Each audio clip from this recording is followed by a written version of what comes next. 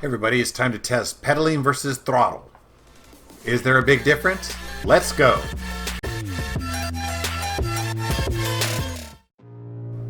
So as you can see, on the left hand side we have the throttle only, and on the right hand side we are doing pedaling.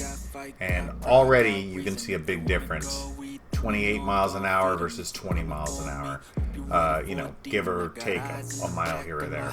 I'm doing the same trek, or I guess the route is the same for both bikes, but I am pedaling to see what my top speed will be when I'm pedaling. I've already hit 28, 29 miles an hour, and then I will get to a certain milestone spot and I will speed up the video for the slower bike, because when you're just doing throttle only, you're pretty much right around that 20 miles an hour.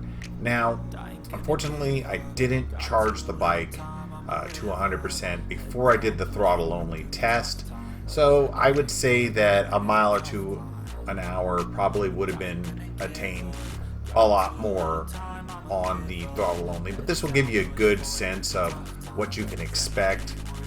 There are some slight hills, but as you can see, the pedaling is not even close to the throttle only. You're getting so much more power with just applying, I'm pedaling pretty hard, as you can see. The video is rocking. So I am pedaling in the highest gear 7. I have already replaced my sprocket, or actually my freewheel. I replaced my freewheel, and that is why I'm able to give it a little bit more pedal power. It's not a huge difference. It's probably a mile or two. As you can see, I'm already coming up to the milestone pretty soon on the right hand side, so I went to the stoplight. So first to the stoplight is the pedal only, or pedaling, and then the throttle only is gonna have to catch up. So I did double speed in order for it to catch up. Then we will go on to the second half of the race here. I would have to say that unless you got a much bigger battery for the XP, like dual battery setup, or you've mounted another battery on the top and it's a much bigger capacity than what can fit in there, because right now I have a 14 amp hour capacity and I am doing around 6 or 7 miles each way when I commute, so about 14 miles a day. And as you can see, when I did the trek in the morning and then headed back in the afternoon, my battery was depleted to the point where I'm not getting 50 volts or 48 volts. I'm already down to about 45 with sag. Now, voltage sag is a real thing, so even though it shows I have 3 bars left, I really have more. I'm probably closer to 48 volts right now. Like I said, it probably would get another couple miles an hour on throttle only if I would have charged the battery to its fullest capacity, because that's when it gives the motor the most power. But you're still getting the gist here. The Lectric XP is really made for speed pedelec. It's not really made for throttle only. If you want to do throttle only, this is probably not the right bike, especially if you have a lot of hills around. If you have flat ground and it's all concrete pathways that you're riding, you could probably do throttle only and really get that 20 mile, what they claim. But really, you're not going to get that with any kind of hills or any kind of less than perfect conditions. So here it's probably like 90 degrees, and so you're going to have a little bit of loss there. And then of course, just the mere fact that there's some inclines is going to take away. So you'll see, like, if I had flat ground, I'd probably be doing 28 on the right the whole time. And I went from 11 to 28 teeth from the standard 14 to 28 tooth that comes with the Lectric stock.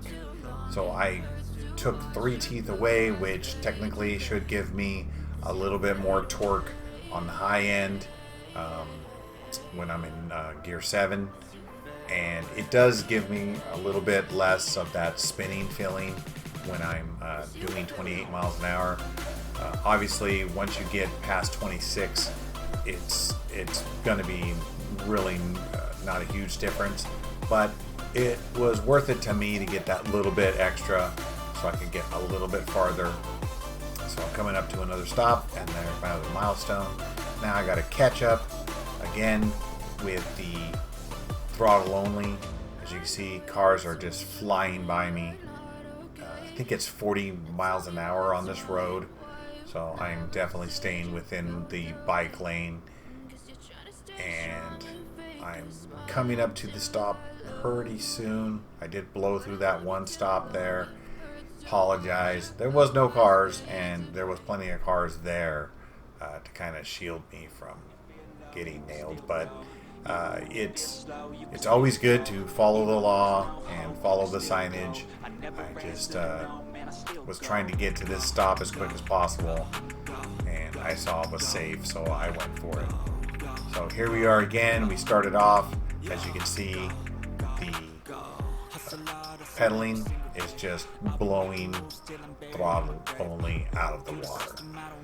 So once again, I would say if you're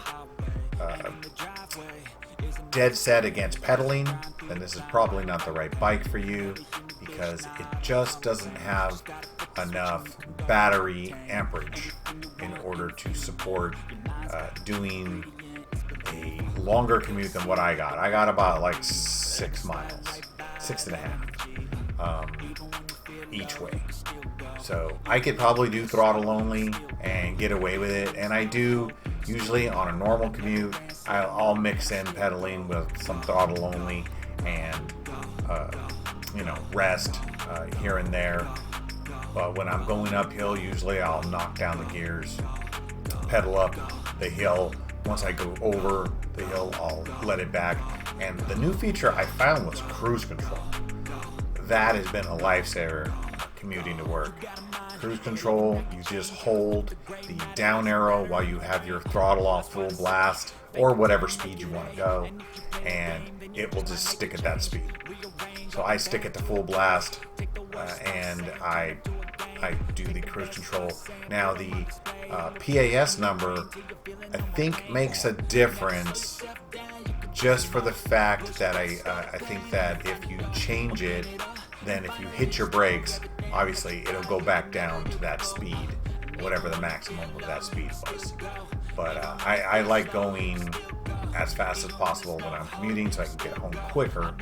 So I do PAS 5, I put it on cruise control, and the really good feature about it is you touch your brakes, boom, cruise control's off, just like you are with a car, and you go back to just doing pedal speed, and whatever your PAS is set to, that's going to be the maximum. So I really like the feature. I'm glad I have it. This is a pretty good bike for commuting as long as you're willing to pedal, or you have really flat ground. If you do, then the battery's going to be good enough, because electric battery, especially with the newer bikes, except for maybe the premium, is very small. I think it was 9 or 10 amp hours for the light or the 2. I can't remember. I just know that they're not very much. I have 14 amp hours, and I find that to be just enough to do my commute with no rings anxiety. If I were going to go throttle only, I could do it, and I did do it, but and I did it actually both ways. On this test, I did go to work and back from work without a charge, and I was still averaging 18, 19 miles an hour when it was pretty flat. When I was going uphill at all, though, it dropped down to 11, 12 miles an hour. So for me, if I were to get another commuter bike, I would probably want to go with something that has at least 20 amp hours for a battery. And so, do a dual battery setup, have each one be 10. And then the other thing I would want to do is go with maybe a higher wattage for the motor, because 500 watt, 800 max or whatever is just enough for me. I mean, 28 miles an hour seems like it's pretty fast, but once you get used to it, I would say 35 miles an hour would be more what I would want to be able to hit, just to get out of the way of cars and just to get home that much faster. Anyway, hopefully you found this video interesting and it helps your buying decisions. If it did, please click like. If you really, really liked it, please subscribe. And that's my video. Thanks for watching. I'm gonna get the tech out of here. Later. A place like this, it didn't exist, we made it like this. So you can go pick the battle.